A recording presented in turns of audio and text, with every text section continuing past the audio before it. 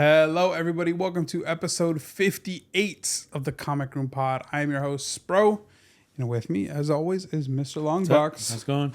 Hello, everybody. Welcome in. We missed you guys last week, so I'm sure we're gonna be talking a lot this week. Well, you had to get about your business, get your bread up, and all that stuff. Yeah, exactly. Yeah, and I don't think we've really seen each other since. No, it's been a couple of weeks. Yeah, Since LA Comic Con, pretty much. Yeah, so who knows what we're gonna be yapping about. Yeah, all kinds of stuff. The lid is off. So.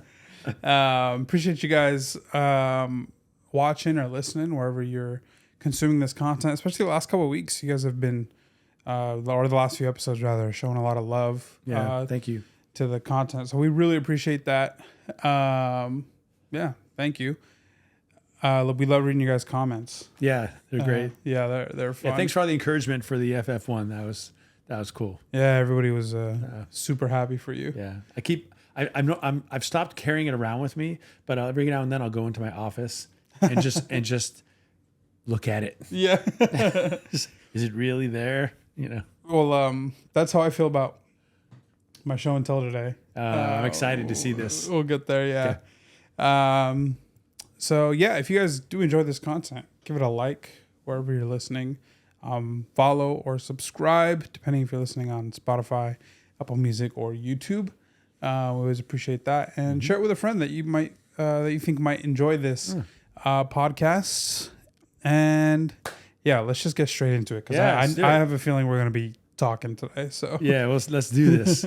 Why don't you kick off show and tell, because my show and tell will probably lead us right into our I'm excited. That's why I'm excited for you to do your show and tell, because I want to hear what you have to say about that. Yeah. My show and tell is my one of my gets from LA Comic Con, which was a couple of weeks ago, and our experience with LA Comic Con was kind of lukewarm. You know, it was okay. Yeah. There, I didn't find a ton of stuff that I wanted to buy, and part of it may have been just because I had just gotten FF1. It's like, where do you go from there? And, Sure. And it's something I want to talk about a bit. Hulk one. Wait. Oh yeah, I guess that would be a place to go. Actually, there's a few places to go, but I did find this literally after the lights went out. The lights went out. Oh, right. And I would turn back around, and I'd been looking at, and I made the guy an offer on it, and it was a $100 book, so it wasn't a big investment or anything. But it's Weird Science, issue number 11, Al Feldstein cover. Yeah, real cool cover. Yeah. So Weird Science, issue number 11. It's a pre-code. It's a 1.5 fair to good. So it's not, it's not going to. I'm not sending this in to get slabbed or anything, but I think it's a really nice. It's a really nice presenting copy for a 1.5. Yeah, it is. I mean, for what I think it was more than fairly graded. I've taken it out. I've read it. I looked through everything. And, cool. Which is really fun. Something I think I really have missed since buying slabs is not being able to do that. Yeah, it was really fun to open it up, and I just love those Weird Science books. I love it. I've got Weird Science 16 that I bought a few years ago, slabbed, and I'm not going to try to get all of them. There aren't that many of them. I'm not going to try to get them all, but if I ever see one that looks nice for decent, for cheap, I'm going to pick it up because I just think they're awesome. Yeah. Very, very 1950s sci-fi space travel kind of stuff that you guys know I love. So just stoked to add it to my collection. Yeah, for sure. It was just it was the last place that we were kind of at together, and I was walking away, and the con was done for the night, and the lights they were turning them off, and just walking away, and I said, I don't remember what it was I said. I was like, I wonder if I should have gotten that book because I kind of liked it. And I was realizing the con was over for me, and I hadn't bought really that much, just a couple cigs and a few $5 books here and there. And I thought, it is when you buy a con ticket. And I was like, the most expensive thing I buy at this convention cannot be my pulled pork sandwich. That was $40, It's true. I just can't allow it, Yeah. And I said something like, man, I wonder if I should have gotten it. And when you said something to me, you said something like, I don't remember exactly what I said, but essentially it was just one. I basically told you to go back. Yeah, you're like, well, but you haven't bought anything yet. Yeah, this is basically what you said, and I realized, I really haven't. Not really. I bought a few, multiple copies of a few $3 books. Nothing, So I'm really glad you said that because that was a really good grab. Yeah, I mean, in the scope of the purchase you made just prior, Yeah. I mean, there's like 0.01% of that. Yeah, exactly. Yeah, and I really do like that book. You know, I love the Weird Science trade dress. I think it's so cool. And of all the old pre-code ECs, actually, I think Weird Science and Weird Fantasy or Weird Science Fantasy, whatever it's called, those are the least expensive. But when you get into like the Tales from the Crypt and the horror ones, they get more pricey. I've noticed, and I actually like the science fiction stuff better. So Yeah. good for me. It's cheaper. Yeah, the stuff is cool. Yeah. I wish I do really enjoy it, but not like in your situation because you had a really good price on that. Yeah. But like when you see these types of books in like VG condition, I'm like, man, I like that, but I could never justify the price for my own personal collection. Yeah, they're not. There are no keys in the Weird Science run. Yeah. I mean, technically, I would Weird Science 16, the one I have with. I mean, a lot of them are Wally Wood covers, but it's got the Mars Attacks kind of Yeah. motif started there, and it's got the ad for Mad Comics 1 inside, which became Mad Magazine. But that's it. Like Yeah. you know.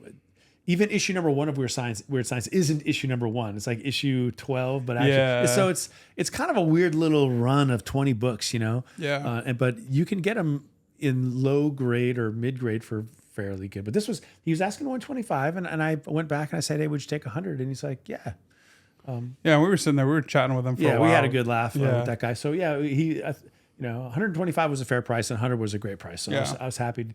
I was happy I made that deal. I just love that cover. Yeah. You know. So anyway, that's my book. Yeah, that's cool. All right, so this is great. I haven't seen you guys in 2 weeks, or we haven't seen you guys. My collecting has completely transformed since the last time that I've seen you guys. It's October now. It's officially been a year since I've opened up or started selling and got the office space. Yeah. So Been a year already? Yeah, it's been a year. Yeah. Wow. Congratulations. It Yeah. doesn't feel like a year, but Yeah, wow. thank you. You Yeah, should have a party or something. Yeah. So it's a ton of fun, and I've seen a lot of books in the last year. You know, I bought 2 really big collections, and then like a few other small ones that have like filled the gap. And every day when I'm at the office, bagging and boarding, grading, pricing, I'm looking at Marvel and DC nonstop.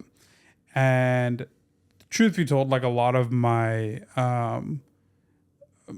money and assets that I have just goes into my business for buying collections or buying stickers that I throw, buying Gemini mailers, all that type of stuff. So I haven't really bought stuff for myself.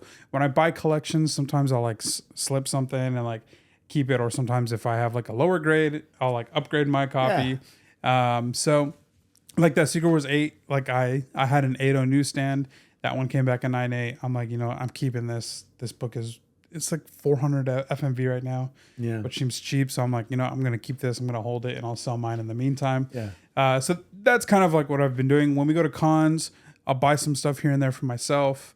But then I end up buying a lot more for inventory, and, it ends up being like it ends up costing me nothing to have the book because I end up positive. So I just see a lot of Marvel and DC. Pretty much what I'm saying. And it's not necessarily like kept me from buying stuff, but just because I see a lot of it, I just don't buy too much unless it's like that X-Men that I bought, or like when I upgraded my ASM 7, right? Or the 227, like I had a couple copies of that. So kind of like upgrading my collection to nicer white page stuff, but haven't really bought too much in the last year.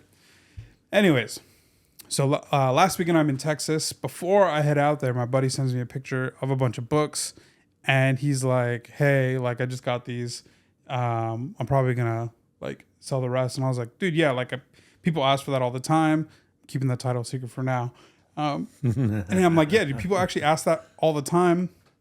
I was like, I pay you 70%, like FMV. And he's like, yeah, that's cool. So he kept the keys, and then he sold me like the 4 or 5 remaining that he had, and we shook a deal. So I get to his house. Right, he picks me up from the airport, get to his house, and that's Friday, kind of like crashed immediately. Saturday, we go to this convention, talk a little bit about it later. But then Saturday night we just go and we're hanging out in his comic room, and we make the deal. I like price it all out in front of him, and I hold these books in my hand, and I'm like, I've never seen this before.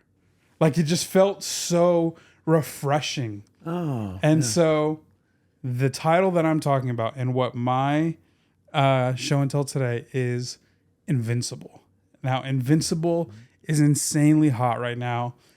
And what we're going to be talking about today is the fact that I have FOMO.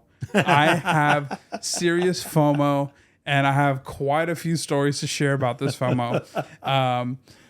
So, 2 weeks ago when I saw you guys, I owned one Invincible book. It was a reprint of issue 1. I sold my Image First Steps copy in a claim sale. And so today, what I'm here to show you guys, a 9.4 CGC copy. So you just jumped into the deep end of the pool. Of Invincible, issue number 1, the first appearance of Invincible and Omni-Man. This is what FOMO does. This was something that the last time we all spoke was not on my radar, and now all of a sudden I have this. I have 36 issues of the run, and I probably have about a dozen and a half more coming in. You full send. So Ooh, 9.4 white pager. Check out the back, you guys. I mean, if you're listening, just you can look online, but at some point. But Invincible has a cool front cover and a back, almost like a back cover, right? Yeah, that's issue 2. That's the cover for issue 2. That's what they were doing, right? Initially, there were a lot of. I don't know if all the issues the back cover was the next issue, but a lot of them were. And you once upon a time had you bought one raw and pressed and graded it to it. Was a 9.2? Yeah. So one of the LCSs in town that isn't here anymore actually had a raw copy, and they posted it on IG, and they wanted I don't remember. Maybe it was like $350. Yeah, I think it was $300. I think it's you paid $3 for it somewhere. Yeah, I think they wanted $350.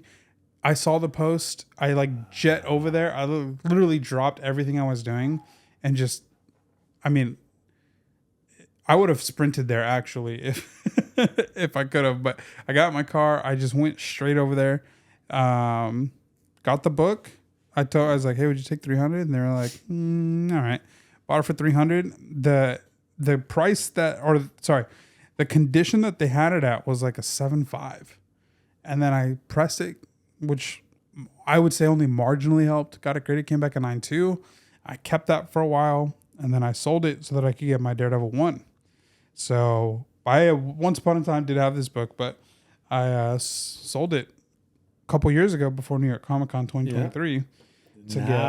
But I love the. Yeah, it looks so much better than really cool.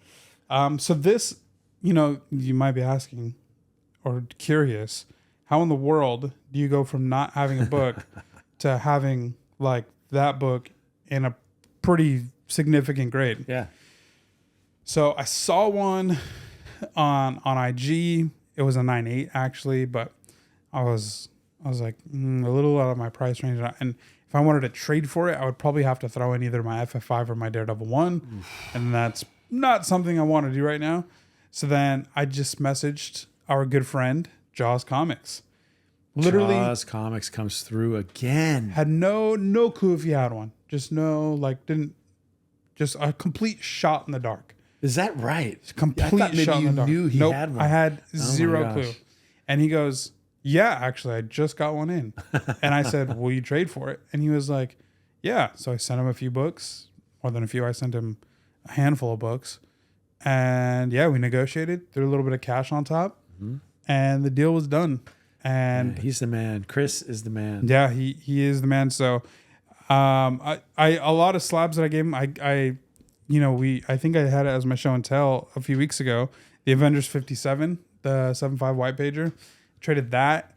I traded the Hulk Steranko signed. Oh yeah, nice one. That one I traded the FF48 3.5. I traded the ASM 100 8.5 white pager that I had. Man, that was a beautiful book. Yeah. But yeah. What else did I trade him? traded him 8 books total. The Avengers 4360 white page copy that I had. And there's 3 more. The Tomb of Dracula 1 that I had. Yes, that's right. I'm sure there's 2 more. I had a FF52, a 50. Yeah. That one probably stung the most.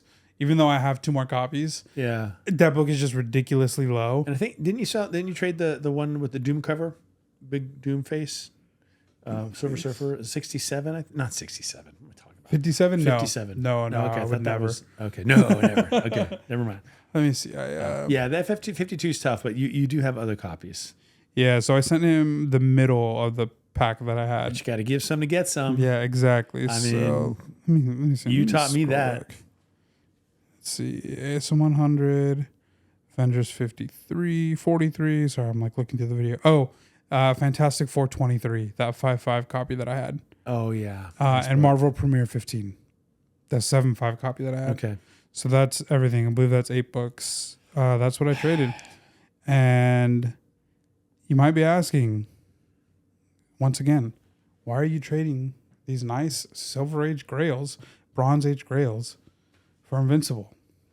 So this is kind of where our conversation will start. I'll talk about FOMO and we'll give our con experience because you went to a con and then I went to the LA con with you, and then I went to a con in Texas after that. But it wasn't just the fact that I held those books, although it was a big part of it, and just felt this newness that I hadn't felt in a long time. The Invincible books that I bought for my friend. So I bought them, and then I go on Key Collector, and I'm starting to scroll and look through, and then I realize they had incredibly small print runs.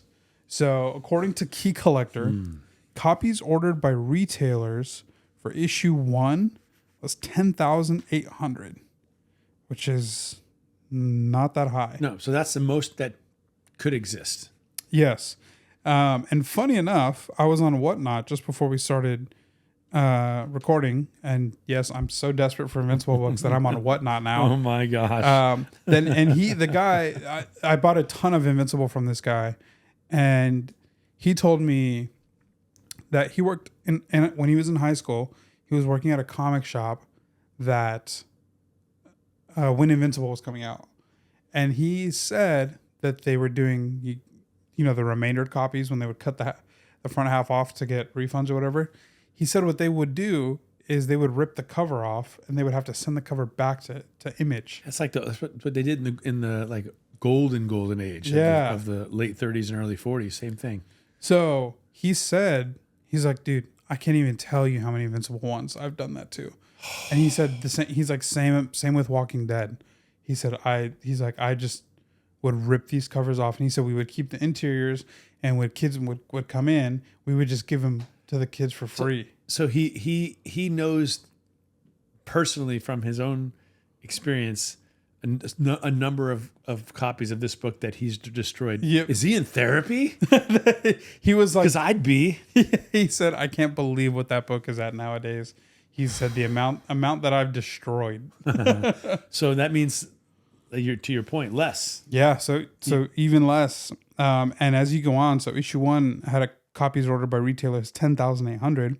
Issue 2, 8,500. Issue 3, 7,350. Issue 4, 7,500. Issue 5, 6,700. Issue 6, 6,400. Issue 7, I'm just going to go through the top 10, 6,091. Issue 8, 6,321. Issue 9, 6,086. And issue 10, 5,724. Actually, sorry, issue 11, 5,610. So wow. This is small print runs. Yeah, compared to Marvel and DC from that era, it's probably 1%. Yeah. Of what Marvel and DC were publishing monthly with their books. And I think the only comp that I have we kind of talked about this earlier a couple days ago is to Invincible, its popularity along with its rarity, its known scarcity, Yeah.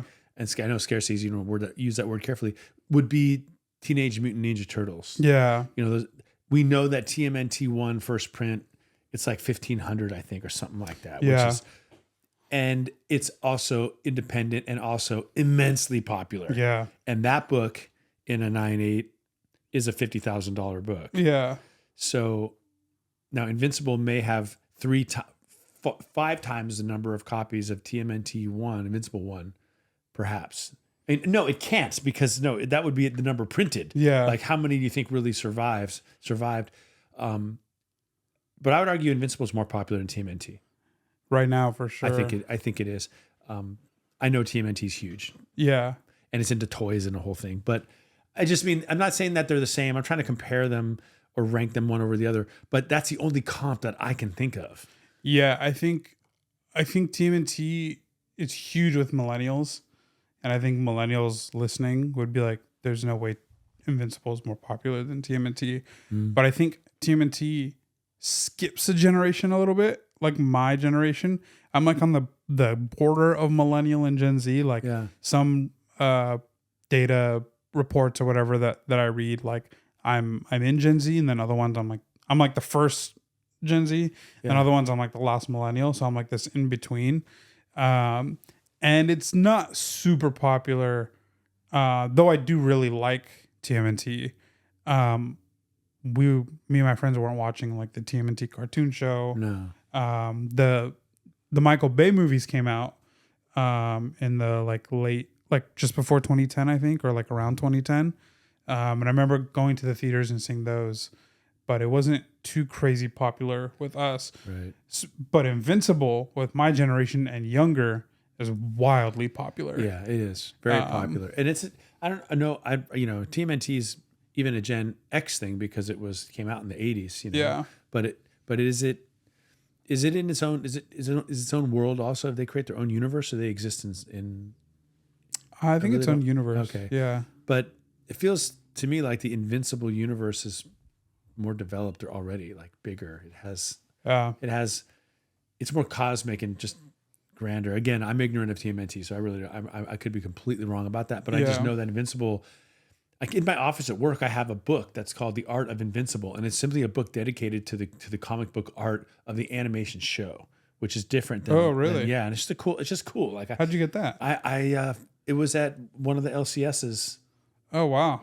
For cheap. We go to, and which one I'm talking about. Yeah. I just picked it up there. Wow, that's really cool. Yeah, it's cool. I'll have to bring it over and show you. Yeah, you'll like it. So yeah, it's just I can understand it because it checks both boxes. It's hugely popular, but it's popular because it's good. It's not just what I mean. Right. Like, so that really that's two boxes. So it being good means it's not just going to be popular for a short time. It's going to be popular for a long time. It's gonna have a long run. Yeah, and it has a documented rarity, comparative rarity. Yeah, even when you get towards the end of the run, I think the print run probably maxes out at around 15K, like give or take. So like even in like 2015, I think the run ended in 2018. So like even in the like middle 2010s, it was still not being printed like that. And there's so much room to run with this thing. I mean, it's the only platform beyond comics that it has right now is that really very good animated show. Yeah. They're in season 3, I guess now, but they just announced season 4 actually. But what happens when it gets into live action? Eventually it will. And then it's going to blow up more. Yeah. We all know when an animated show is popular because that's the world we're in. Yeah. But how many people outside of the comic world have ever heard of X-Men 97 or Invincibles? Right. Not really. They don't know about it. The non-comic fan doesn't know about these hero stories until they hit the big screen or they hit Netflix. Yeah. Or something like that. So that has so much potential, and it's already blowing up. Right. So I understand the FOMO. Check out the. It's a lot of. I have to watch out because FOMO is contagious. It is. It's extremely contagious. So check out this census report, or they're calling it the POP report now. Total graded between all label types. Okay. 2,204 on the CGC. total. All between all grades and all label types, there's only 2,204 graded. Yeah. Now, how many? So there's only a max of less than 8,000 that could be floating around. Now, how many do you really think are floating around raw? Not maybe half of that, and then of that half, how many of those aren't beat? Yeah, if they even exist anymore, like right, that were used as coasters. And I mean, it was invincible. Like it's not Marvel, it's not DC. Nobody was collecting it, right? Yeah. So total 2,204. Universal label 1951. Universal 9.8 graded is 463. 9.6 568. 9.4 381. 9.2 224. So there's a decent number of highly graded, but it's gonna have it can't get much higher than that. That's kind of a cap. Yeah, there's definitely a cap on it. Unlike, compared to Ultimate Fallout 4, which is one that we've talked about with the print run and the census count, where there's just so many. So then what would you say is the key? What's the AF-15 of modern books now? Is it this one? Yeah, because this in a 9.8 is, I mean, you can get a Ultimate Fallout 4 9.8 for 1,000. Yeah, and then this in a 9.8 is about 5K right now. Yeah. And there's anything else? Is there anything in between, or is that it? 1, 2. I mean, is anything? What other moderns? I mean, there's probably more Djurjevic variants of Ultimate Fallout 4. Yeah. But the variants are different though, because those are manufactured scarcity. But 10 times out of 10, I'm picking this over the Djurjevic variant. I can't think. Maybe a newsstand first miles and a 9. If one were to exist, even newsstand 9.8. Yeah. Newsstand might be a little bit more rare. But yeah, so when I had the books in hand, I was just like enlightened, because I was like, it's something new that's not Marvel and DC. See, I love that you said what you had to say about that, because I think what you're describing is that feeling that I think we as comic book collectors chase and love, and that is when you feel the rush of excitement about a book or a title or a character, whatever it is. Yeah. When you have the pride of ownership and the desire the desire for it. Yeah. And beyond specking on it, but it's just the want. Like, I want to have it. And it doesn't always, you don't always feel that way. Even like for runs that you're trying, like you'd be trying to fill a run, then somewhere along the way, you just kind of lose interest in the run. I remember Brandon from Mon Comics was talking about that with his FF thing. One day he realized, I kind of just didn't want to do it anymore, and he got rid of a bunch and he moved on to something else. And it comes and it goes. And when you're a retailer like you are now, that I think is even becomes harder to find, because like you were describing, it's your business now, and you're coming, the books are in and out of your hands all the time. And so when you get that moment, you're like, I really like these books. I would really like for myself to own this run. You got to chase that. That's the whole fun of the hobby. Totally. Yeah. And that's exactly the next thing I was going to say is, I haven't had this much fun collecting in a couple of years. Yeah. Like, don't get me wrong. Like when I go after the Doom, like I wasn't even this excited for the Doom and the Wanda stuff. I love collecting those. Don't get me wrong. Like, I'm elated when I find, like when I found that white page copy. Like I was super stoked on it. But there's just something about something being so new to me. Something that I love. Like, I love the show. Darren and I watch it. I just started rewatching it the other day since I've started collecting again. Yeah. And then just knowing that it's scarce, like it's unlike going for like, the ASM top 100 or FF Kirby Stanley collaboration. Yeah. Or any of these other things. Unlike that, it's like, man, there's going to come a point where I'm going to have a hard time finding some of these books. Mm-hmm. And I'm going to have to pay up for some of these books. Yes. Like, it's lower grade. Yeah, you can get them a little bit cheaper, but it doesn't take away its scarcity. Like Right. these are still hard to find books. Yeah. So I've been lurking on eBay, and like I said earlier, I started going on Whatnot. This is my first time ever going on Whatnot, and I found a seller. He had 2 viewers when I joined, so not really a lot of people watching. And this dude had Invincible, and what's cool about Invincible is he did a lot of crossover covers. So he's on like random image books, and those books probably have even lower print runs than Invincible, because there were titles I'd never heard of that they just like probably crossed them over just to boost the popularity on it. Yeah. And so he had this dude had, this is the same guy that was telling me that he used to rip the covers off, and he just had a ton. And there was some spin-off stuff, like there was like a 3-issue miniseries of Adam Eve, and her origin. And then there's like a 2-issue Adam Eve and Rex Splode, and like their relationship.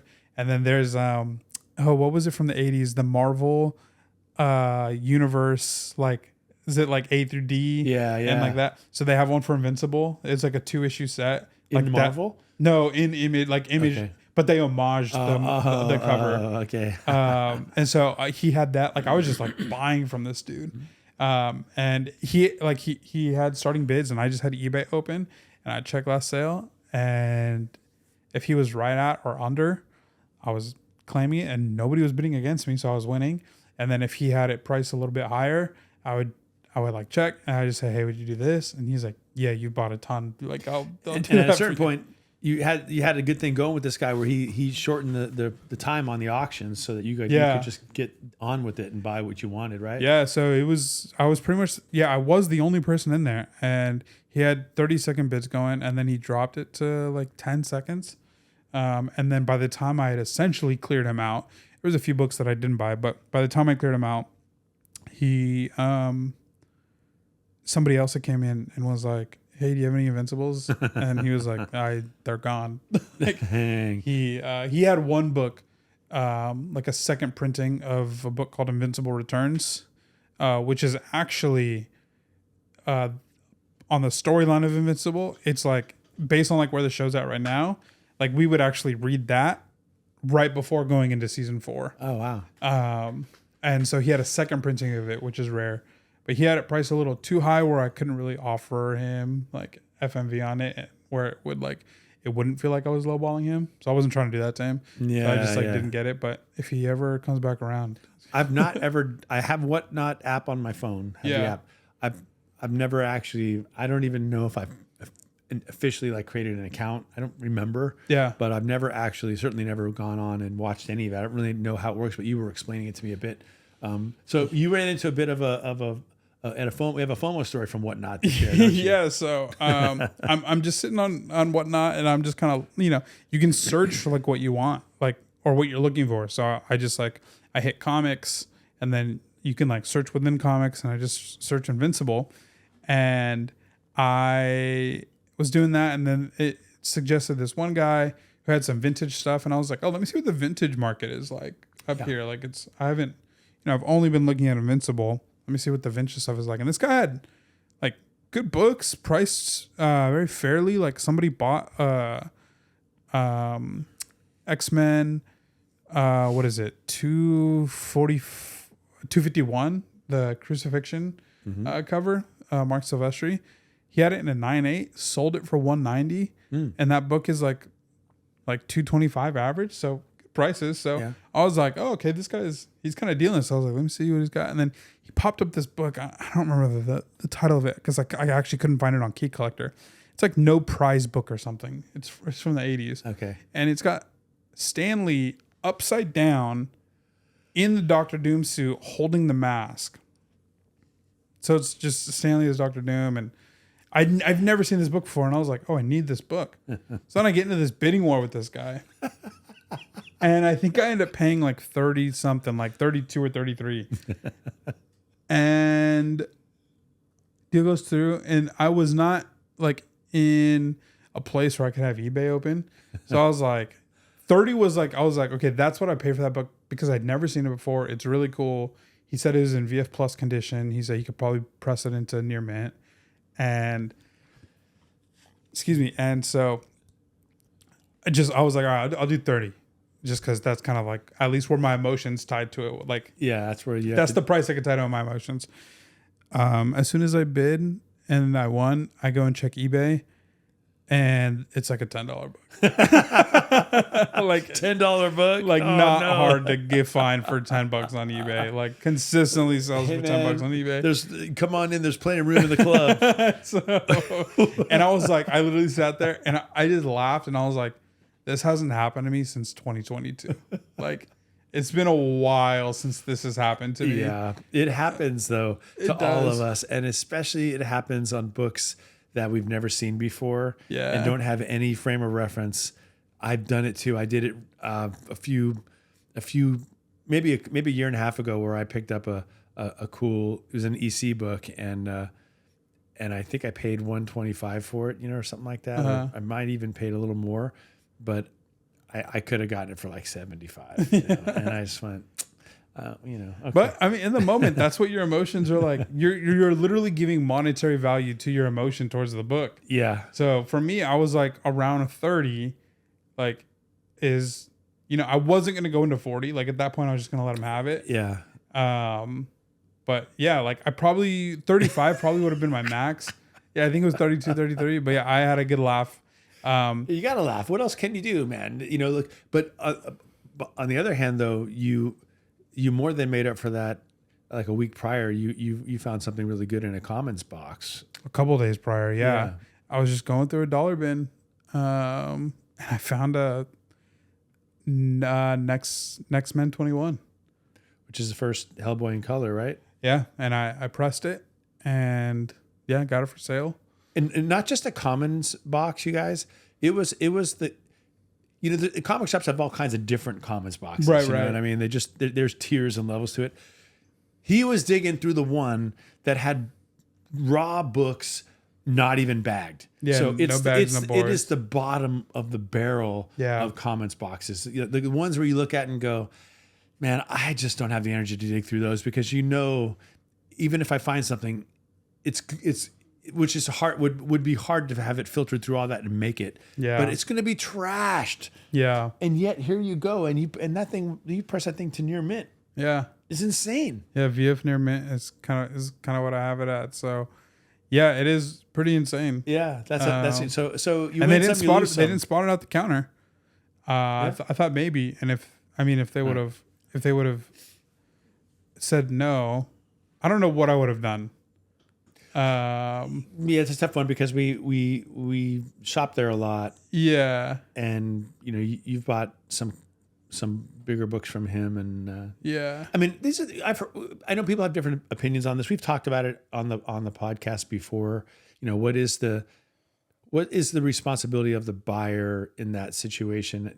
Or do we have a responsibility? And you and I agree that if it's a comic shop, we don't have any responsibility. If it's in the bins and it should be marked higher, but it isn't, I'll pay the buck for it, and I won't feel bad about it at all. Yeah, no, I didn't. I surely didn't. No, surely not. But I know there are people probably watching or listening that would say, no, I would let them know, because and I respect that too. I'm not knocking it. But that's how I feel about it. Now, again, if it were some little old lady who asked me to take a look at her comics, that's different, or maybe even a garage sale where, although even at a garage sale, I'm kind of like, well, I think at a garage sale, what I would do is I might even throw a little on top.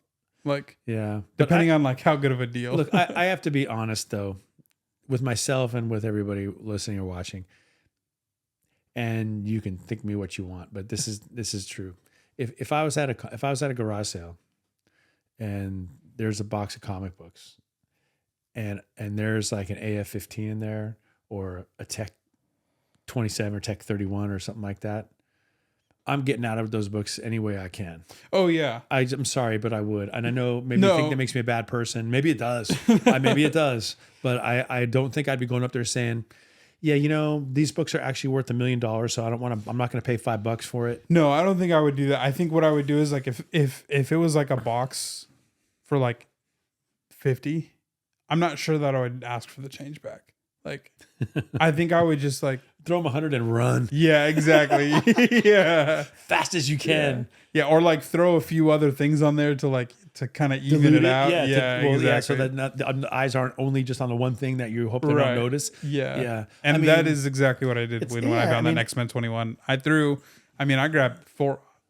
threw away a book that I bought because I got the book and I was like, okay, I need other dollar bin books here. So I just grabbed like a few covers that I kind of liked.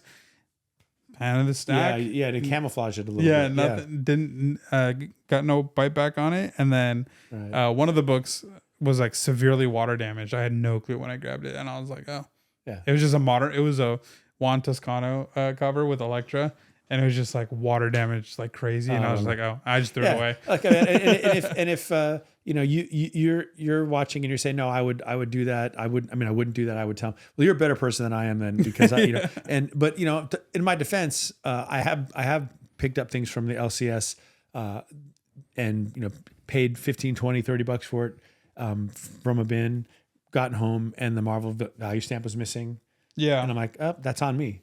Yeah. Like, I don't bring it back. I just say like inspire beware, but seller beware too. I think, like I paid for it. I left. It's got the Marvel, that's, Yeah. No, there's a level of diligence that you gotta have as a seller. Yeah. That's like, if, I don't have like a typical shop like you would walk into, like a LCS type, but I would like, if that happened to me, if I let a book slide in the dollar bin or whatever, and I realized it when they came to the counter, like that's my fault. Like I should have been better at my job. Yeah. And this person, I'm not gonna, like, if that person came through and was like grinding out my dollar bins and finds a grail, they deserve the reward. Yeah. Right. Of keeping that. Like, right. I'll bite the bullet, whatever. Like, yeah. Yeah. That's the same place where I picked up the coverless first Bizarro. Oh, right. For $1 or whatever. And so I still have it. Yeah. So there's a reason why I was digging through the dollar bins, like the no bags and boards. So in Texas, when I was out there, went to Dallas Fan Fest, which is not Fan Expo, which is a much bigger one. It's Fan Fest. My buddy and I, we get there, not a ton of comic booths. I find some stuff. I buy a few things, but overall, pretty bad. Prices not really good.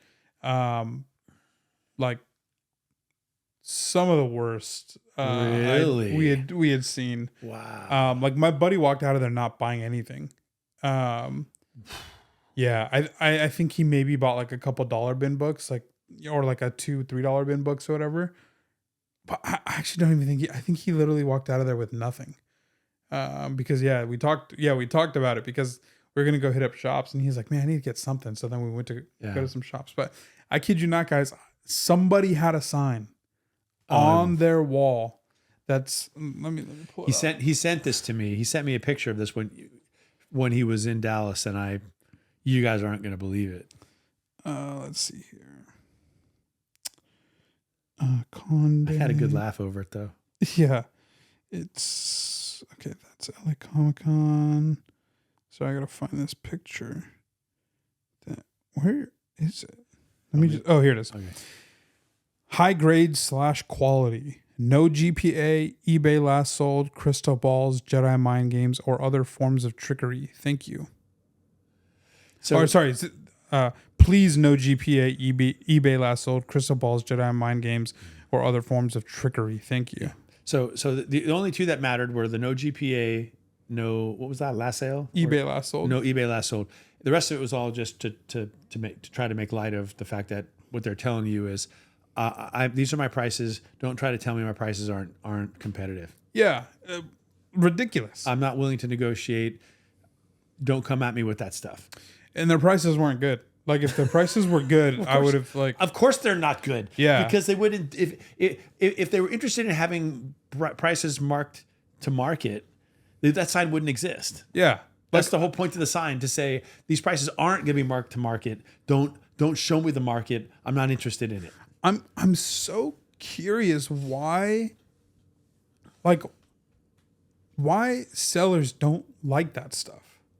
I use it all the time, like nonstop. I think as a seller, it would make the deals easier to consummate. I've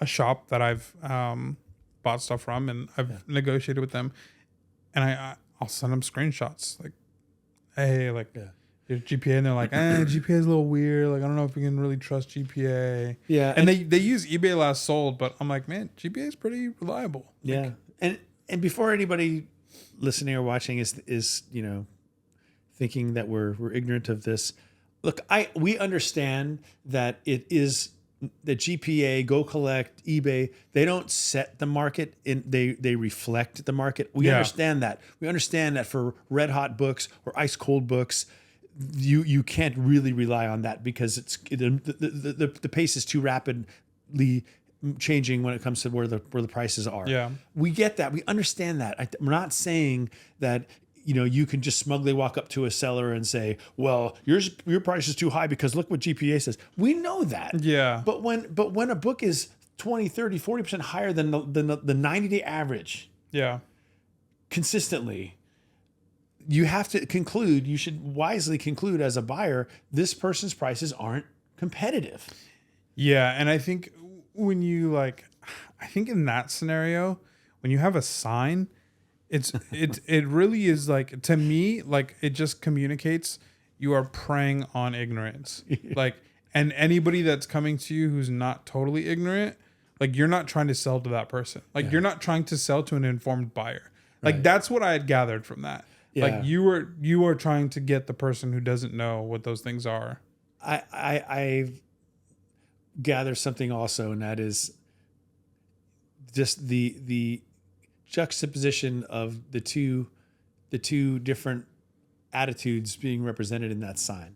You have the first two things: no GPA, no eBay last sale, and then the last four things: no, crystal balls, no trickery, Jedi mind tricks. They're trying to cover up, using humor to seem like they're being funny and light, the reality of what the first two are saying. And what the first two are saying essentially is a middle finger to you as a buyer. No words are needed. It is a I know better than you. Don't tell me what the good price is. It's like, wait a minute. In that whole arrangement of, well, what does dictate the market? Is it GPA? Is it eBay sale? Is it the seller? Is it the buyer? You know what? It's the buyer. The buyer dictates the market. Yeah. The buyer is the only one that dictates the market. Yeah. So that sign basically tells us as a buyers, walk on by. Yeah. Oh, totally. Yeah. I wouldn't stop. You probably only stopped long enough to take a picture and then moved on. Yeah. I took a picture and then I just looked at their booth because of course I'm curious. Yeah, you got it. Like, I'm like, what in the world? Like, are they like, is it fair? Is it not fair? And then it wasn't fair. But the other thing about the whole, no GPA, no eBay last sold, no crystal ball, no Jedi mind tricks. Like, it was offensive honestly as a seller. Like, where I'm like, man, these aren't games. Like, this isn't any form of trickery. Like, nobody's trying to pull a fast one on you. Like, somebody's just like, quite the contrary, actually. Yeah. It's like, hey man, like, I'm just trying to get this for a fair price. Mm-hmm. If this is what people on the internet are paying for this book, then that's what I want to pay. And if it's like, if you're not going to match that, then I'll just wait around for it to pop up on eBay. Like, now, again, we understand for books that are very rare and don't sell often. Totally. GPA is off the table because you only have one sale in 5 years. There are no comps. Right. Yeah. But we're talking about, most books have plenty of sales. There aren't that many that don't. You have to get into the golden age where you stop seeing sales. Right. Everything all the way from FF1 on, they're selling all the time. Yeah. You're not going to be short of data on that. I know because I just went through that for my FF1. There was tons of data. I'm like, wow, this book sells a lot. Yeah. For a book this high. There's a lot of velocity on this book. I was surprised. Yeah. I'm trying to buy a couple of Golden Age Batmans, a Golden Age Batman and a Golden Age Tech. And just today, as a matter of fact, I saw one on eBay, and it was a 0.5. And the price was about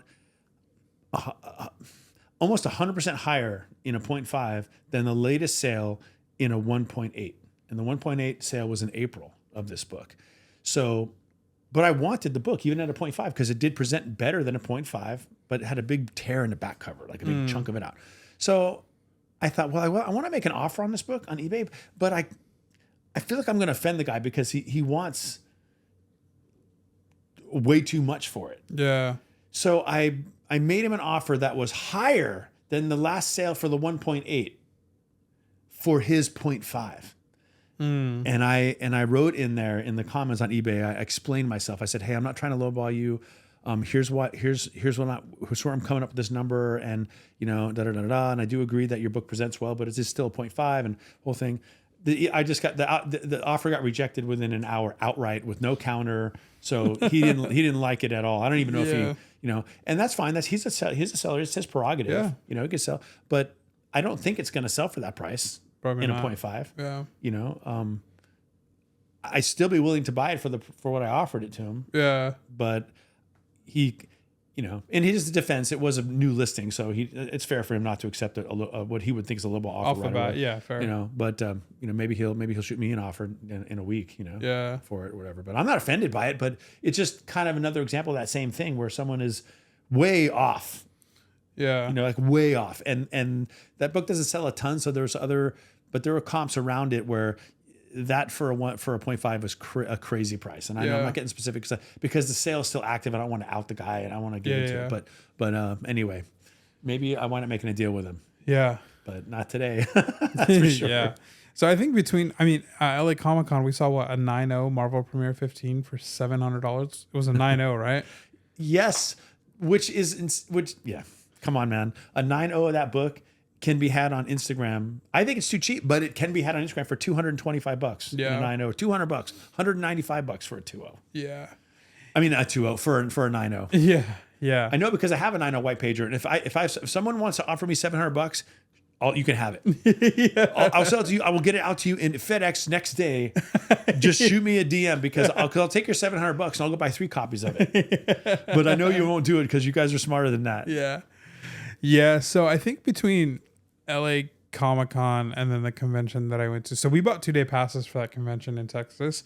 We were there for maybe 3 hours and we were like, this kind of sucks. Like, let's leave.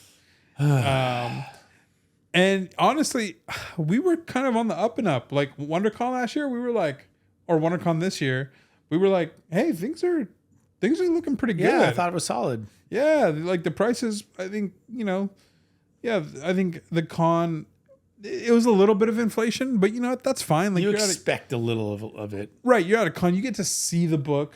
It's an experience. Yeah, and you understand that sellers have to pay for these booths, and so they got to recoup their funds on the book, and they got to recoup, their table costs. So a little bit of inflation is fine, and a lot of times they'll wheel and deal with you, or that's at least what it felt like at Instagram at WonderCon. Yeah, we had people who were willing to negotiate, and you got your FF12 there. Like it was all like. Yeah, it was and I paid too much for it. As it turns out, he had overgraded it, but I agreed with that overgrade, so it's not his fault. Yeah. So WonderCon, we thought, all right, like this is a good sign because, and this is kind of like what I think should happen and what will happen after. I think if the con seller brings their prices down, like we saw at WonderCon, is then you get people excited again. And then you start selling more. Right. And so you're able to, the velocity picks up. Right. And then when that happens, then the market starts to pick up again. But if everybody's holding at these really high prices because they were buying collections in 2021, 2022, whatever it was, and so they're stuck, they're holding there because they're trying to break back even. Yeah, let it go. People aren't buying at that price. Like we see the same sellers in SoCal from small shows to the biggest show at San Diego. Like we've literally seen them at like small local shows in what are they? like Moose Lodge things. Like we've seen sellers there. And Moose Lodge. is that what it's called? It feels like it might as well be. There's like wood paneling on the side, Yeah. and there's a bar. Yeah. I don't remember what those things are Like called. American Legion or something Yeah, like American that. Legion. Yeah. And then we see him set up at San Diego, and same books. Same books, same prices. exact books, same exact prices, and they haven't moved. No. And I'm just like so curious if they were to just adjust the prices a little bit. Yeah. Like what could happen to the market if all the sellers came down, like, and then people were willing to spend and not feel like they're getting I don't know, jaded on a buy. Like, I think obviously the money would start moving in the market a lot more. Yeah. And as soon as that happens, then you have competition. Like me and that guy that were bidding back and forth for that stupid no prize book for Stanley as Dr. Yeah, Doom. that's case in point. Yeah. You paid 3 times. Exactly. Because there was some excitement. Yeah. And so it's like at that point, everybody's like, well, can't get that book. Like I'm not I'm not gonna buy that. But then if the prices come down, then there becomes competition. Yeah. And it's like, wait, like That's right. I'll pay a little bit more than that guy because I want it. It's just different now. I mean, we're in the age of the internet and eBay and Heritage and Instagram and whatnot and Short Box and all the different places. Going to a convention doesn't offer the same premium it used to, which was I'm going to see books that I will never see again. Like when I went to comic book conventions in the 80s, there was that was like going to 25 LCSs at once, even more, and it was phenomenal. Because everything would be there, and maybe the things cost more, maybe they didn't, but that didn't matter because it was just the fact that I had access to these books. It was the only time I could ever see it and have access and possibly buy any of this stuff. Yeah. Let alone see it. So now you go to a con and there's and access is not anything a convention offers a buyer. Yeah. Wow, I have access to these books. We have access to these books from our phones right now. Yeah. I got a claim sale running just over here that I've not been looking at, but I every now and then I glance over because it's a seller that has really cool old books, and I kind of like. But just to my point, access is not the premium thing that a convention offers anymore. So they're gonna have to come up with something. And if it's not access, and it's not price, then what is it?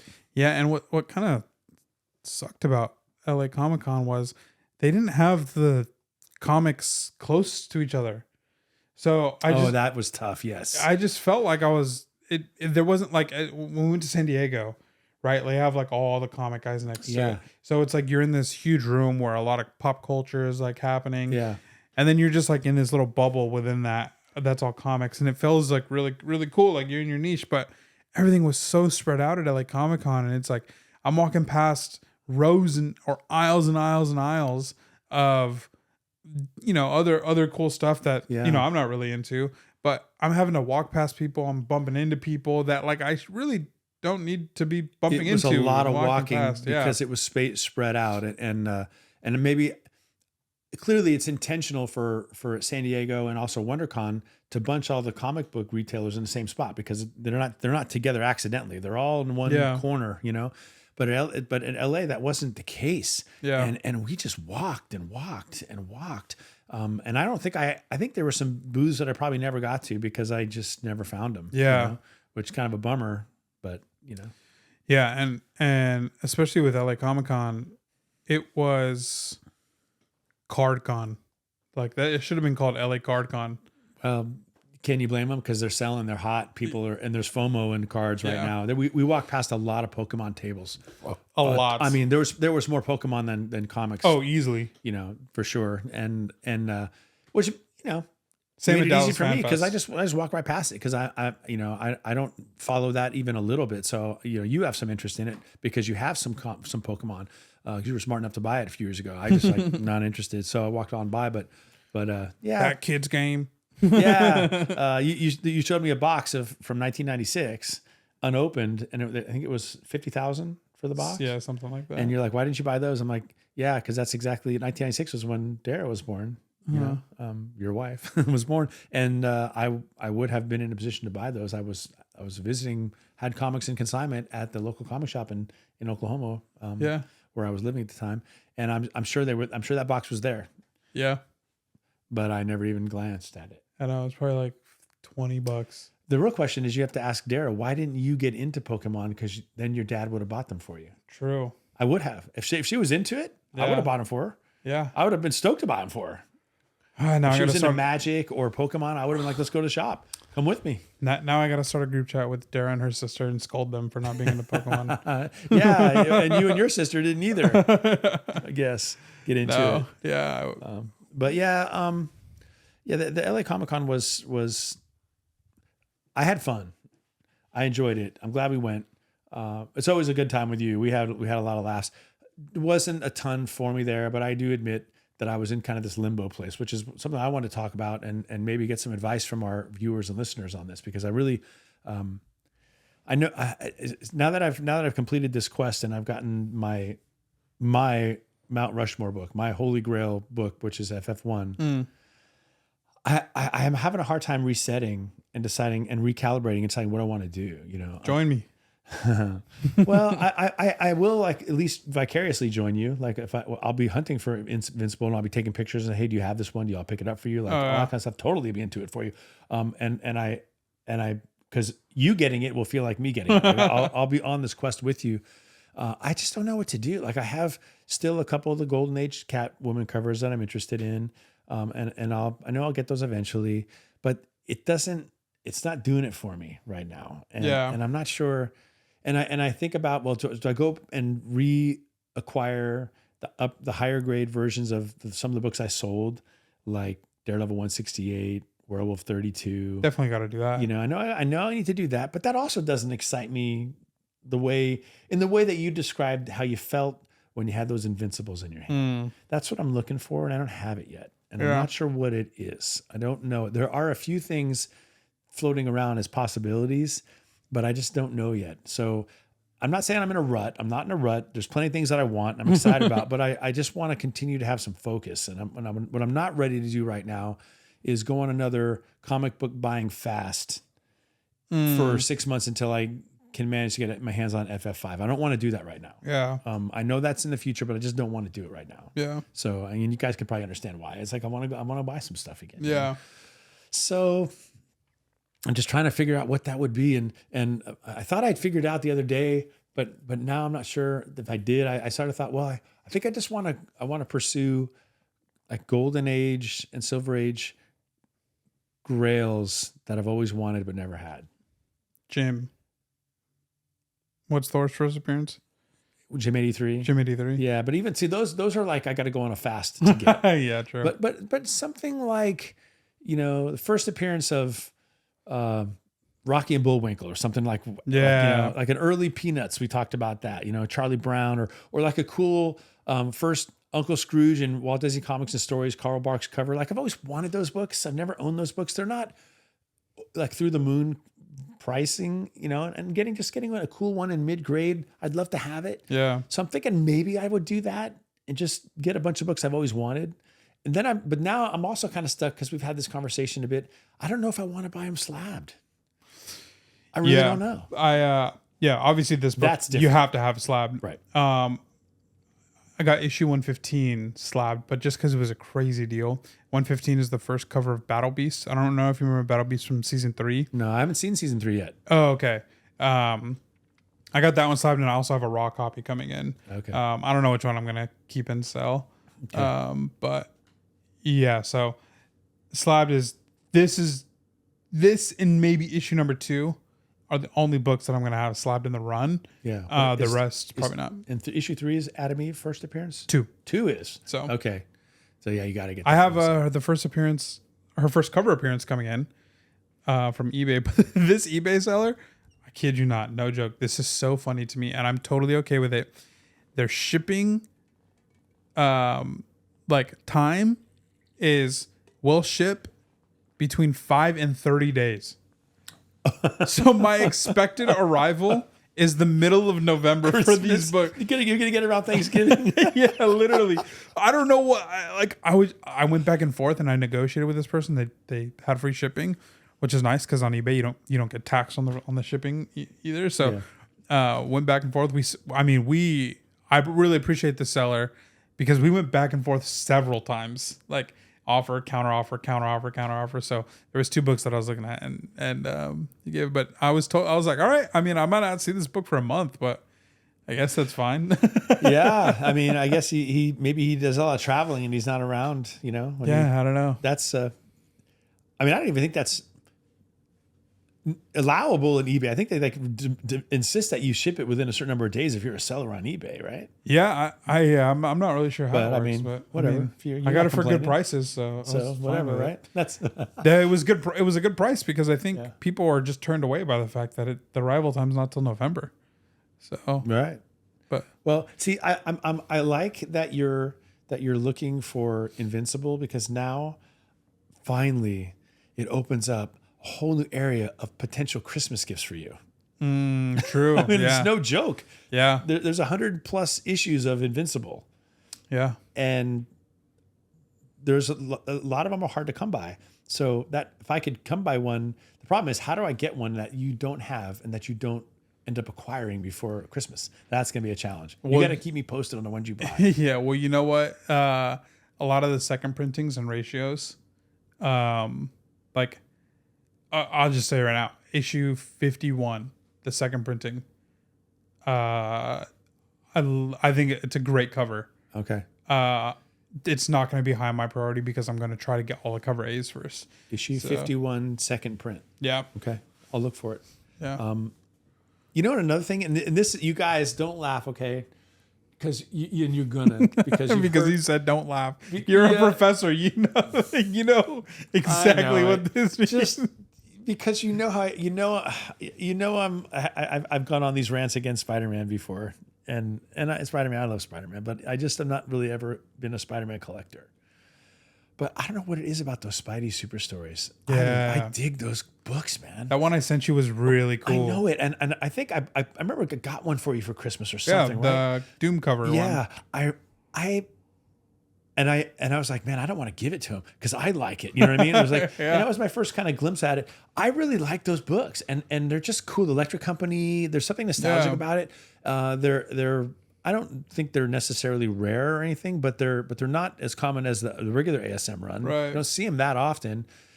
That would be kind of a cool side quest to just get them all. Yeah. It just doesn't seem like me to do such a thing. Yeah. But I feel like the Spidey Super Stories is a little bit of an anomaly though, like compared to like ASM or like Spec Spider-Man or whatever. Like, because they are totally different, and like you said, like the Electric Company. Yeah. And I'm pretty sure they're not canon. I might be wrong. I don't think they're canon. No. Yeah. So they're just like it's almost indie, like almost indie. Yeah. It's just a cool niche thing. I'm interested in going in areas that I'm not going to find a lot of other people. You know what I mean? Yeah. I mean, not that people don't like Spidey super stories. They do. I hear it all the time. You know, but. See, that's what I'm saying. I'm not sure. It's just what it could be, you know. Like I said, I'm not going to like go off and start getting all the weird sciences, but maybe I want to get all like Golden Age covers with devils and demons on them, like the hot stuff. The hot stuffs, exactly. Wasn't the space one really cool? I love the hot stuff books, and I actually like the Harvey logo. I think it's really cool. Yeah, the Jack in the Box thing, you know. And yeah, I grabbed those 2 on your claim sale. I'm just looking at interesting, unique stuff right now. It's kind of where I'm leaning. Man, I think obviously Invincible is insanely popular right now, and there's a bubble, but it's kind of at least showing me the world of indie. And so I was doing some research on some indie, even some like modern indie stuff, and man, I mean Boom Studios with Something Is Killing the Children and Image.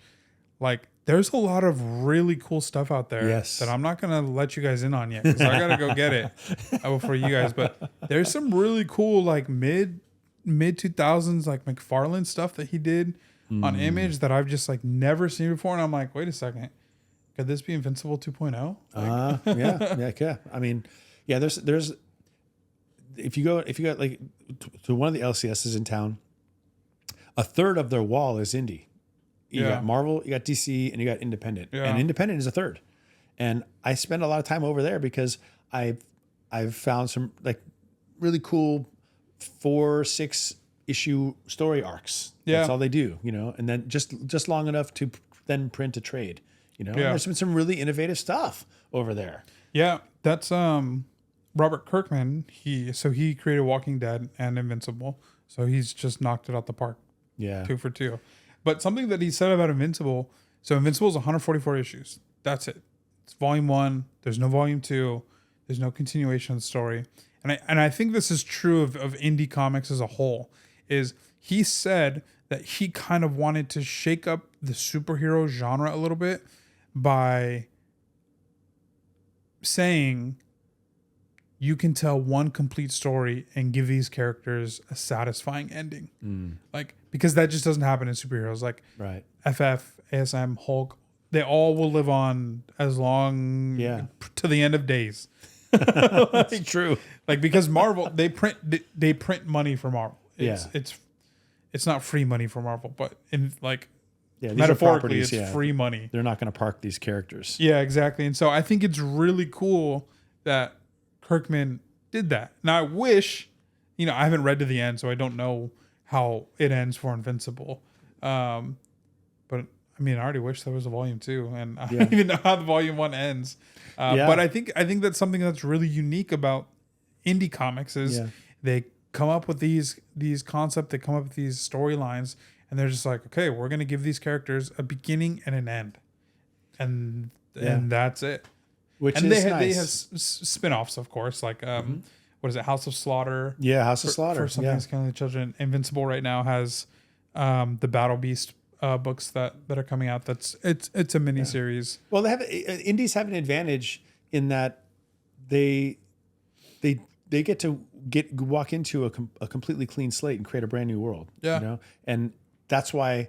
And so when you do that, you can be as creative as you want. You're not really bound by anything. There's no canon that you have to fit around. You know? And that's why we're enjoying the Absolute series of comic books and also the Ultimate series of comic books because it is a new take on these characters. We get to see them in a completely different universe, and so it's another way that independent comics have influenced mainstream comics because they're saying, well, how can we capitalize on it? And it's not new. I mean, we have Crisis on Infinite Earths and the Secret Wars, and they try to do these things, but they have to go around a few corners to make it work. They have to explain how these characters are in a different world, somehow, and then they confuse things because once they explain it, then all of a sudden they have crossover, and then it's no longer independent anymore. And it's weird, but with Invincible, it's like, what's Kirkman got to re-envision a completely, not even re-envision, just envision a whole new world. Yeah, and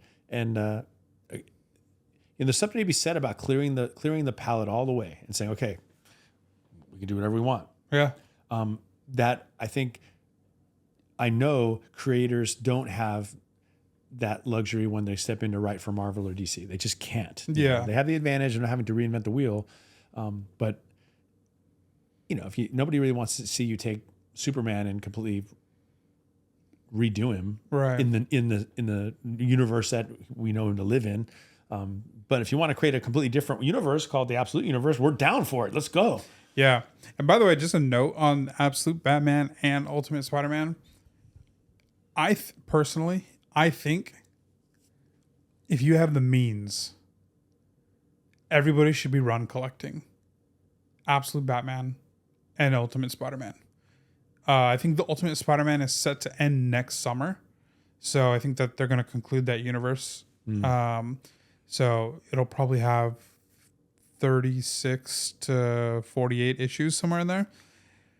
And Absolute Batman, I mean, who knows? They might just keep it because it's so insanely popular for DC. Yeah. But the reason why I'm suggesting that we all should collect these runs is because it is so crazy, insanely popular with general audiences. Like, it is reaching beyond the comic book enthusiast. Like, there are people in like my wife's Twitch community that's focused on gaming that talk about Absolute Batman. Like, wow. This is reaching like just new parts of pop culture. Oh man. And same with Ultimate Spider-Man. Like everybody's also loving that run, and it's also reaching just new heights. And with Absolute Batman, I think has almost I think has been like in the top 5 selling comics. It might have a clean wipe. Like it taken all 5, or like I think it might be 3 maybe. So it's because DCKO isn't there. Anyway, I think DC owns the top 5 spot. Has completely swept. It's all Absolute, basically. Or How much does Absolute Batman 1 first print cost? I think it's at 60 now. And that's raw. Yeah. Which you might think, I don't want to pay 60 when I could have bought it at cover price a year ago. Well, but it doesn't matter anymore. You can't anymore. That's the price. Yeah. I don't know what the print run was on it or anything, but I'm sure it's the lowest of the print run because they couldn't have predicted it was going to be this popular. Yeah. And so issue 12, 13, 14, which are now coming out, they have to be printing more copies than they did of issue 1. Yeah. Don't you think?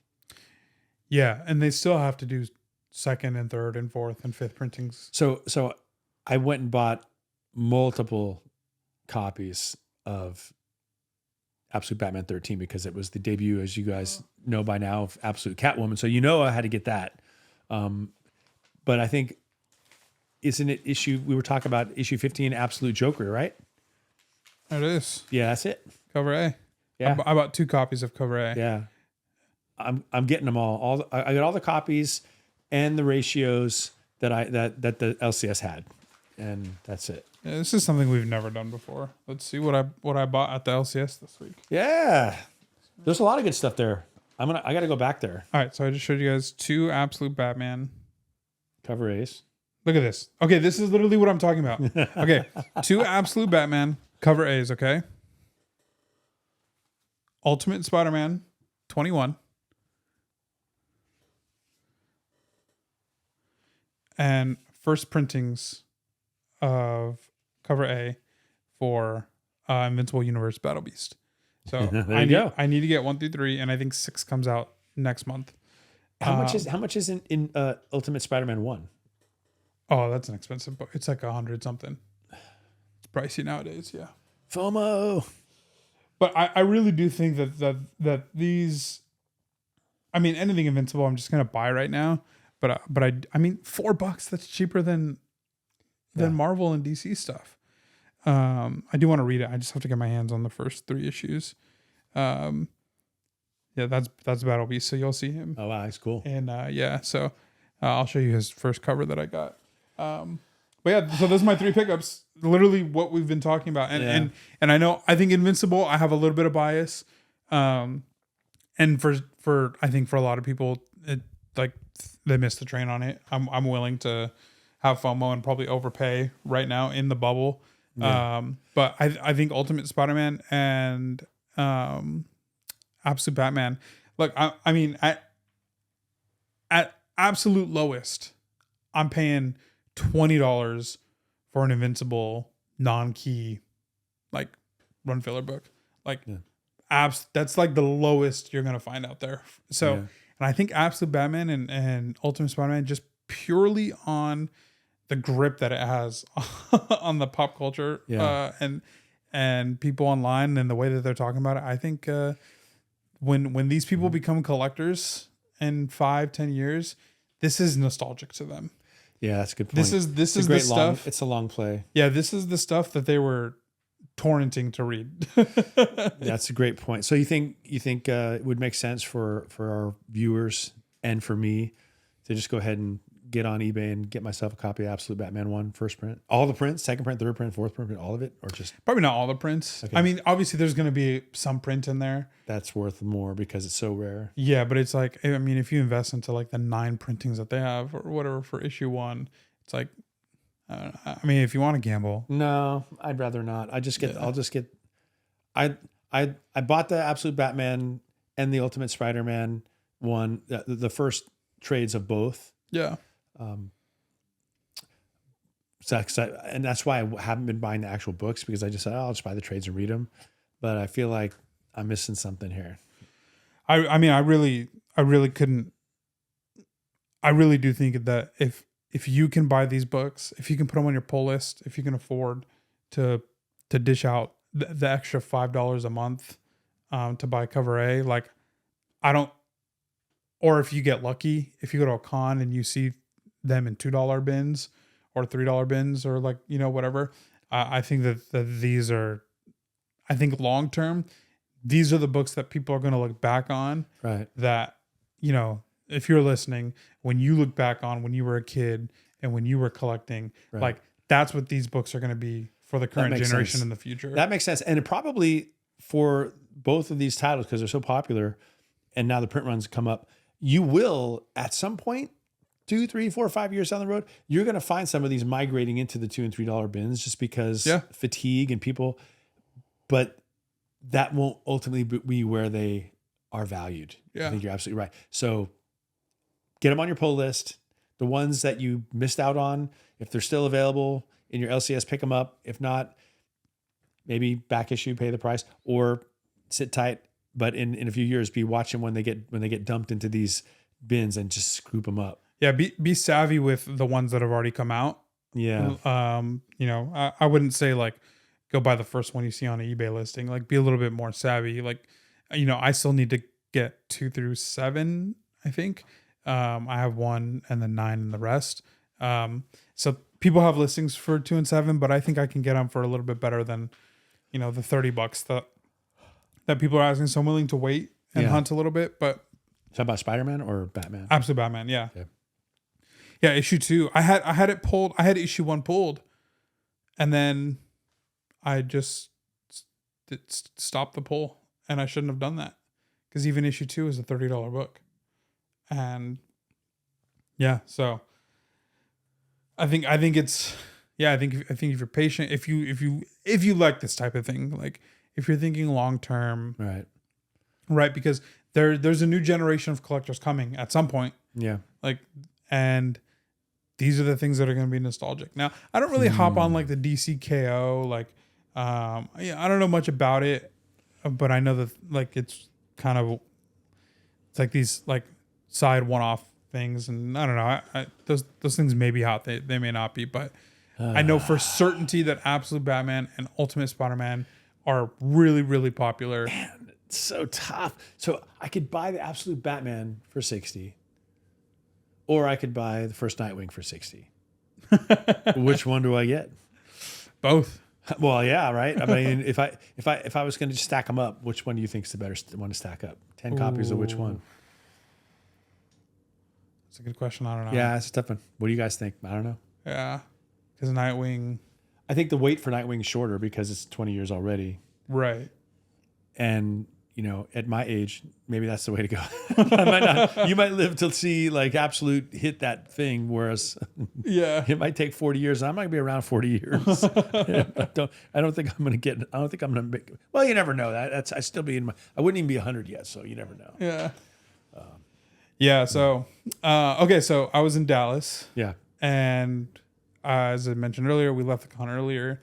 So what do we do? I was there till Monday and that was Saturday. So I had a late flight Monday night because we were like, oh yeah, we'll hang out Monday and chill. So Saturday after, so we leave the con. We eat at the food trucks. We're like, let's give it one more go. You know, we'll do another walk around. Maybe we were just grumpy because you know we're a little hungry. So let's eat. Go back in there. We were in there for maybe 20 minutes after we ate, and then we left. And then we're like, all right, well, what do we want to do? It's like, oh, let's go to a couple shops. So we go to the shop, and this is where my invincible like collecting really kind of took off. We walk into a shop, and oh no, this was Sunday actually. Sorry, this was Sunday. We walk into the shop on Sunday, and there's a guy in there. Nobody's in there except the guy working, and he's sitting on like the little like love seat, and he's got the TV on. He's watching the Chargers Commanders game. I think Chargers Commanders. And we walk in, and he almost looked surprised to see us. And he was like, "Oh, hey, like if I can help you, let me know." And we're like, "Yeah." Walk in. Obviously, I see the case, and I look in the case, and there's a stack of Invincibles. Wow. And he He's had waiting for you. He had already started to make his way behind like the case, and I just said, "How much for the whole stack?" And he was like, I work here part time. Like I don't know. Like I can text the owner for you." And I was like, "Yeah, that'd be great." And he's like, "He'll be in here tomorrow. Like he might be able to give you a better deal." And I was like, "I leave tomorrow." I was like, "But if you text him and he gets back to you, let me know what it is, and I'll probably buy the whole stack." And he gets back to me a few minutes later. He's like, "Hey, he said he'd do 30% off the whole thing." And I was like, "I'll pay half cash and half card." And of course, I looked at the prices to make sure it wasn't getting fleeced. Yeah. Because sometimes when somebody like is like immediately like, I'll do something off the top, you should like check the prices and like, well, why are you so quick to give up? But no, he already had it priced. Everything was priced fairly. And he said 30% off the top. And so I pulled a couple out because they were pretty beat. I regret doing that, even though they were like dupes. I wish I would have bought it all, but yeah. And then I did half cash and I did half card, and he didn't charge tax on the card. Wow. So I got essentially a cash deal. That's amazing. So you had a better luck at the LCS circuit Yeah. than you did the con. Yeah. So we went to that store. We bought some stuff. We dug. Man, I gotta say, Texas has some fun, like commons bins, like a lot of just. I'm also just kind of like really intrigued by like this middle 2000s, not quite 2010s, but like probably after Marvel Knights was under, because that was like 99 to maybe 2003, 2004. So like pretty much that era until like 2012-ish, somewhere in there. I'm really intrigued by a lot of those comics in there because they're kind of underrated, like a little bit. They are like underrated. A lot of those covers, and they don't have massive print runs. No, like the Black Panther Marvel Knights run. Yeah. Is crazy good Yeah, covers. Mark Teixeira, yeah. They're beautiful, man. They're high quality books. Yeah, there's a lot of junk in there too. Don't get me wrong, but And the Daredevil stuff.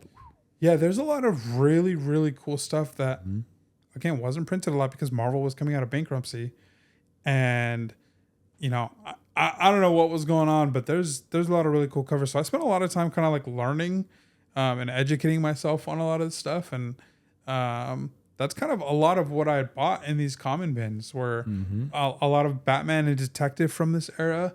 Like there's a lot of Harley Quinn covers, couple or one that you bought or two that you bought from me. Yeah, the Gotham Yeah, the City Gotham Sirens. That was 2005, I think. Yeah, and you'll find some of that in some early Harley Quinn in the Catwoman run during that time as well.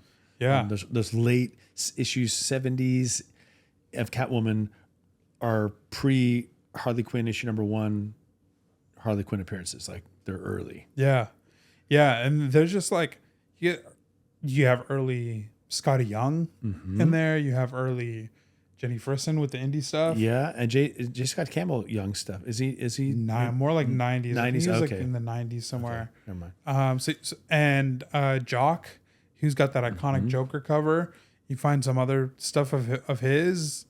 And so we actually went to a shop that was at the con, that was overpriced at the con, but we went to the shop and their shop was incredible.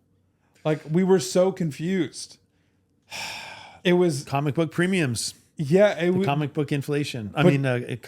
Convention inflation. But it was just like insane inflation. So we spent a lot of time in he had $2 bins, $5 bins, 50% off bins, and then prices marked bins. The $2 bins were, I mean, kind of just like in between books that I'll sell like in claim sales, like $2 books that I find for, you know, the $10, $15, dollar books. The Fantastic Four. Oh yeah, with the 4 thing. Yeah, yeah, that's a cool book. I found 3 of those. Wow, for $2 each. Oh, yeah, no way. Yeah, and then I let my buddy. He was like, those were in there, and I was like, yeah, you can have one. Oh, you're a very kind guy. Nice. But he found early Scotty Young when Scotty did the Cable and Deadpool, which again is that like 2000s era, like early 2010s, I think is when he did that. He got those for $5 a pop. And like a couple of those are like $20, $30 books. Yeah, you were sending me photos. You're like, I got this for $2. I'm like, what? Yeah. It's like a $20 book. Yeah. 24, 10, 15, $20 books. You were getting them for $2. Yeah. So we spent Sunday just grinding out these bins. And then Monday we woke up, we went to barbecue, and my flight was later in the night at like 8 p.m. And we were just like, all right, let's go grind out 4 more hours over these bins. And so we did that. And yeah, it was a ton of fun. Like, Texas. I can't remember the names of the stores. Duncan Bookstore, Awesome Comics. I think those are the only 2 that I can remember. I had good times in those shops. So if you're in the area, I mean, you probably already know about those shops. I'm inspired though by that. There's a decent number of comic shops in the 100-mile radius of where we are. That would include all of Los Angeles and all the way up, north along the coast in Central California. So there's a lot that, not like I don't go there, I haven't been there, but it would be kind of fun just to go, look, we're just going to go hit them all. Yeah. Over the weekend. We're just going to go Saturday and then also Sunday and boop, boop, boop. See what we got. Yeah. Just, look for deals. Yeah. It'd be fun. It's like making our own con. Yeah. So I fly back Monday night. Tuesday, I wake up. And I'm like, I'm just going to go to one of the shops in town and grind out their dollar bins because I had a lot of fun with my friend doing that. So, and I got rewarded finding the next 121. You got rewarded because you didn't bring me with you. I'm the cooler. That's funny. Don't bring me to go through dollar bins. You won't find anything. That's not true. No, that's not true. I have found things. But you find what you have very good luck. I do have weird luck. You do. But it's luck and it's also you make your own luck because you know what you're looking for. You don't miss things. Yeah, and I work hard to. You read the comics, so you understand.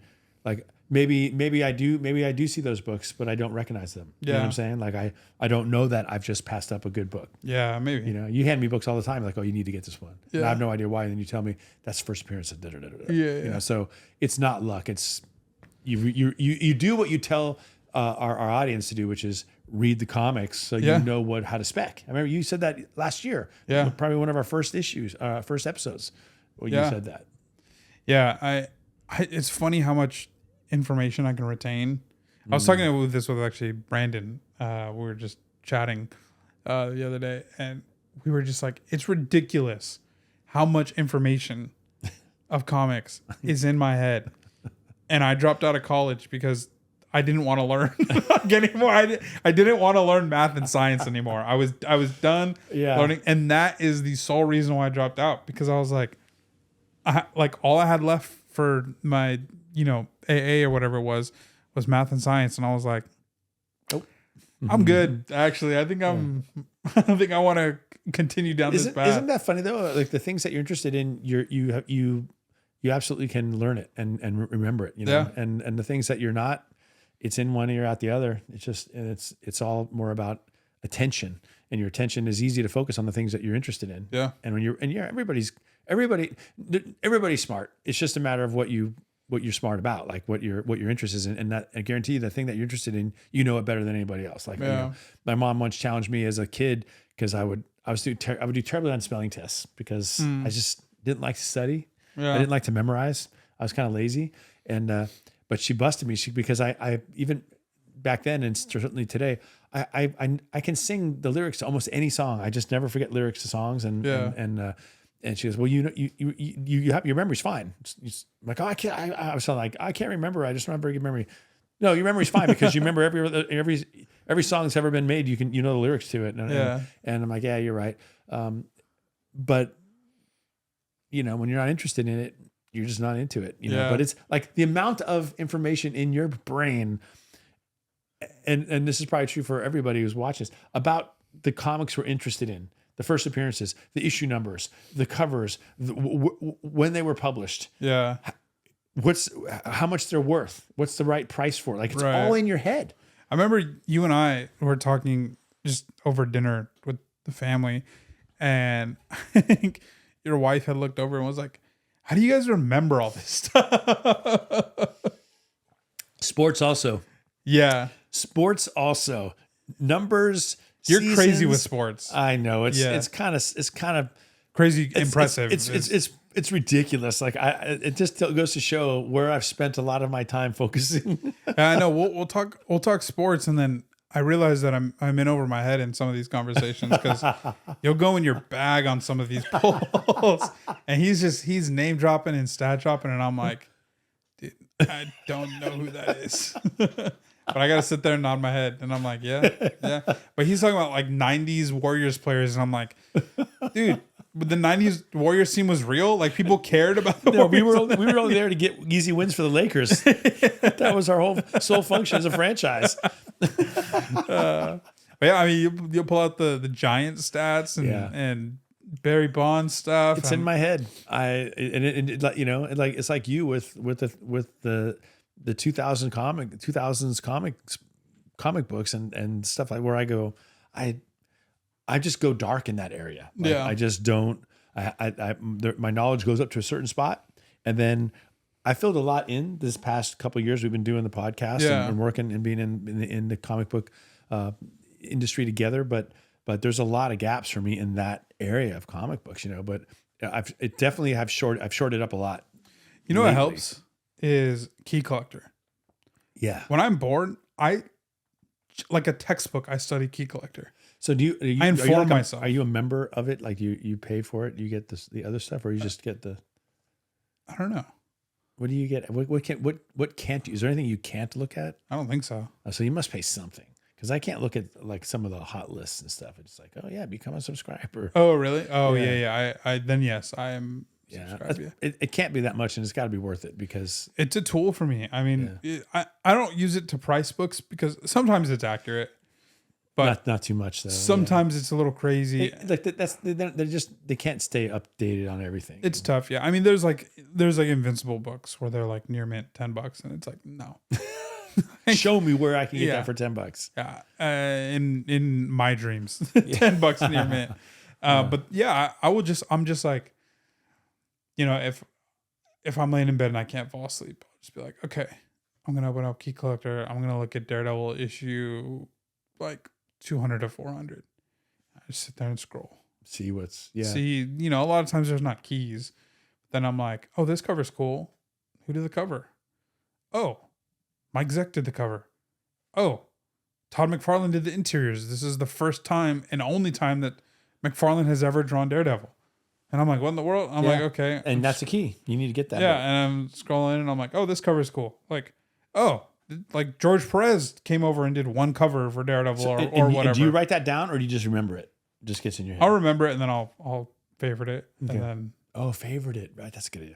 Maybe it's time for me to pony up $3 a month, man. Half a latte a month. When you're dropping the kids off at the pool, I mean, like, you just scroll for 10 minutes or whatever it is. I was like, I don't have any kids. Oh, okay. I'd go to the pool anymore.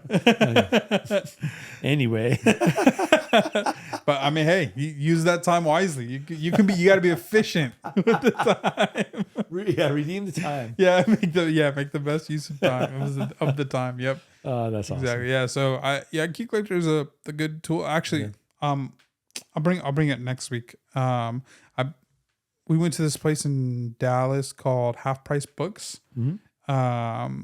Got something for you there. Yeah, that's a cool book. Yeah. And they had like the CGC grading book. Like, why in the world is that there? Like, really? Yeah. So my buddy bought it. Yeah, because I paid full price for mine. Yeah, no, his plus shipping. It was like $50 total by the time it got to me. Like his was signed by the president of CGC, and he got it for $25. And, yeah, that's a great. You want to talk about a good book to just kind of flip through, and familiarize yourself with. And it isn't exactly easy reading. It's a little bit complicated sometimes on how they do things, but once you learn your way around it, it's definitely worth doing because you when you're looking at raw books, it's easier to correlate a value if you can estimate what a CGC grade it would be.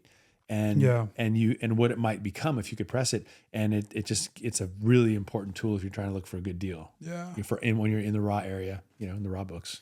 Yeah. So I handed it to my friend because he's thinking about doing some selling too. Yeah. And I was like, you need this. Like, You got to have yeah, that. you got to have this.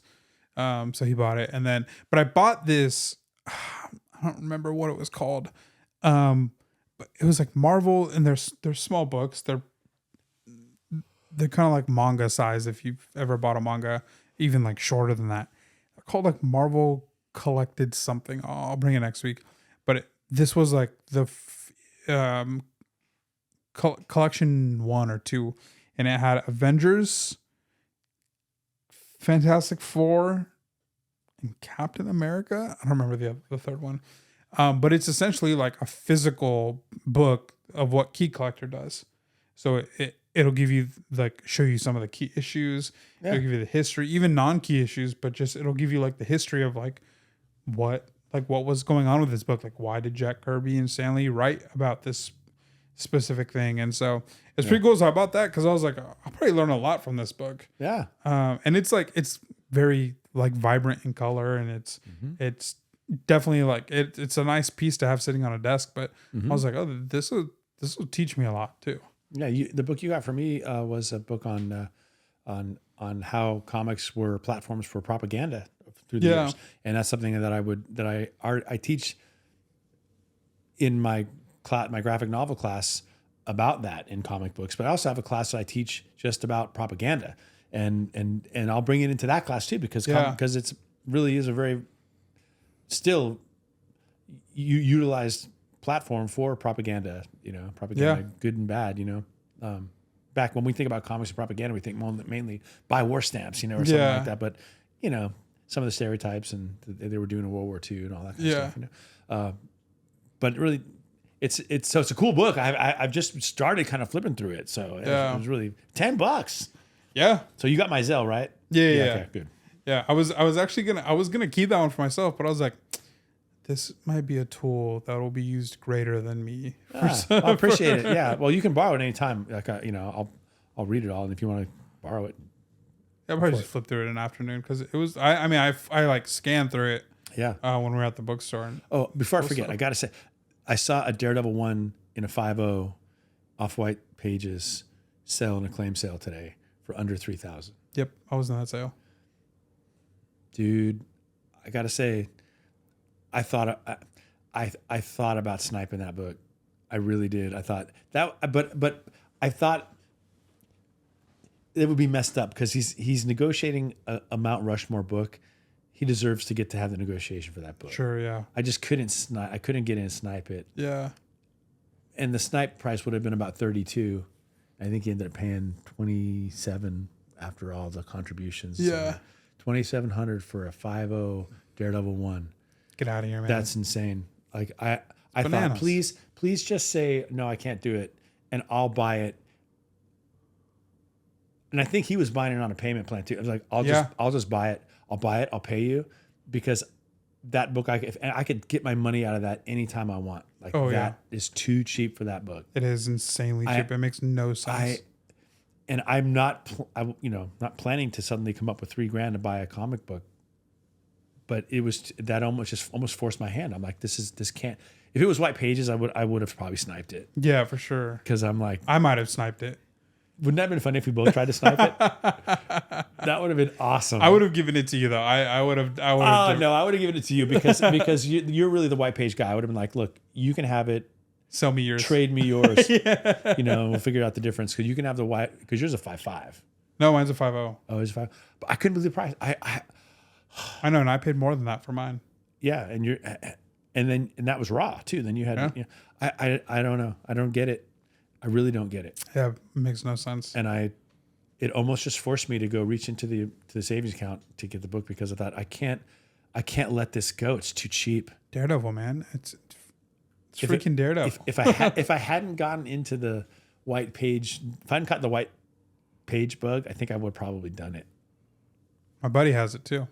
White page bug. It's kind of hamstringing me a little bit though, because don't let my shackles burden you. Well, now I've got a few FFs that are white pagers, and I'm like, Yeah. Anyway, yeah. I mean, that's crazy that you saw that book too. Yeah. Yeah. Well, he had a couple Invincibles I was looking at, but I'm not really looking to get any slabs. Yeah, that's right. They were cool. So we must be getting, we got to be getting close to 2 hours, right? Yeah, we are. We're at 1:49. Right. We're going to lose the camera in a Yeah, minute. we are. Yeah, thank you guys so much for listening. And watching. Yeah, and watching. Doing both. I hope you enjoyed this week's conversation. Yeah. If you have Invincibles you want to sell, DM me on Instagram. Yeah, for sure, right? at Spros_comics. Let me know. Yeah. I'm buying them. Or Batman 65 or Tech 122, let me know. Yeah. I'm looking. The nice thing about the Invincible is I explained to my wife the whole Prince run, yada, yada, yada. I think I explained it to her. And she's like, oh yeah, buy them up. She's like, buy them and hold them. She's like, that sounds like a good long-term play. And I was like, you got the blessing of the wife. It's green lights all the way, man. Let's go. 4 Invincible ones incoming. Why are you not on eBay right now? So I'm like, all right, here we go. Yeah, let's just do it. Yeah, we appreciate you guys. Thank you so much for all the support. Yep. You can follow me on Instagram at Spros_comics. You can follow Mr. Longbox at Mr. Like and subscribe if you made it this far. I have to assume that you enjoyed it, and we would really appreciate that. And we'll catch you guys next week. Yeah. See you later, guys. See ya.